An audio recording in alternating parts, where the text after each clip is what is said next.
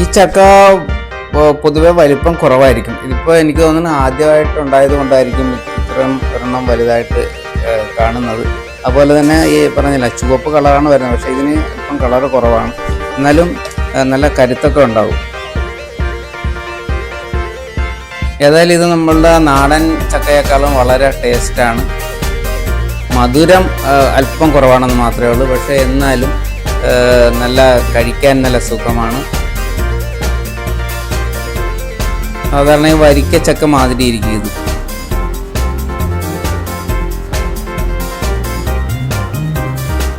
കൊള്ളാം, നല്ല മധുരമുണ്ട്. സാധാരണ വിയറ്റ്നാം എയർലി സൂപ്പർ ചക്ക നല്ല ചുവന്ന കളറാണ് വരുന്നത്, പക്ഷേ ഇതിന് ചുവന്ന കളറില്ല. പക്ഷേ എന്നാലും എൻ്റെ ചുളയ്ക്ക് നല്ല കരുത്തുണ്ട്, നല്ല ബലമുണ്ട്, നല്ല ടേസ്റ്റും ഉണ്ട്.